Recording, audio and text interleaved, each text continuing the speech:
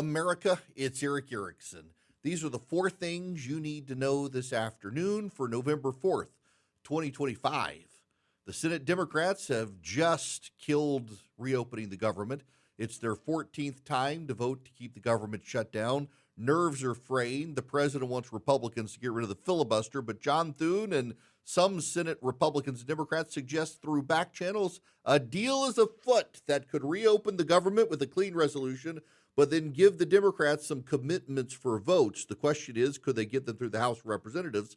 Some Democrats in the Senate still saying they won't vote for anything because they know that the Republicans aren't committing to vote for Democratic plans. They're just committing to give Democrats a vote for which there may be no votes possible to get things through the Senate.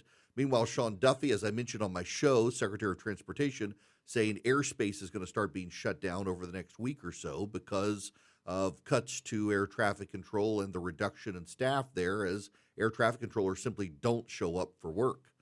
Up next, Republicans in Congress are furious with Pentagon Policy Chief Elbridge Colby over a drawdown of troops from Europe, particularly from Romania. Senate Republicans are beside themselves, saying it's in stark contrast to the Secretary of Defense, Pete Hegseth, who's very responsive. There have been a lot of changes. There have been reviews to submarine agreements with Australia and United Kingdom. There have been rearrangements of troops in Europe. Congress has been left in the dark on all of it.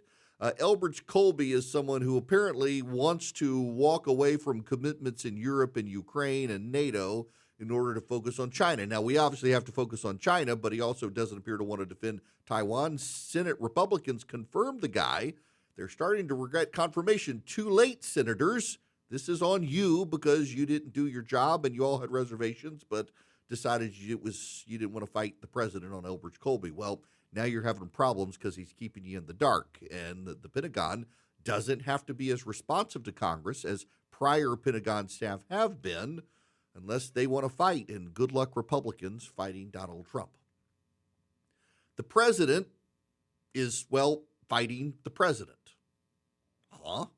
Donald Trump says that SNAP recipients will not receive their benefits until after the government is reopened. The Donald Trump White House says that's not true.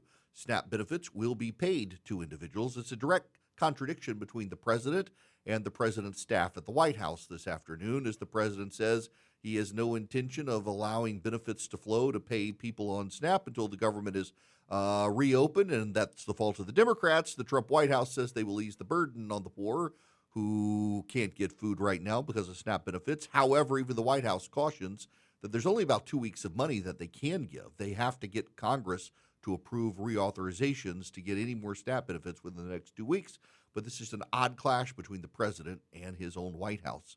Lastly, we know from the New York Times and the Wall Street Journal, the president is weighing action in Venezuela, military action. He's having the Pentagon war game out what would happen if we went in to topple the Maduro regime and root out the narco traffickers in Venezuela. Major escalation for a president who's surrounded by an isolationist staff.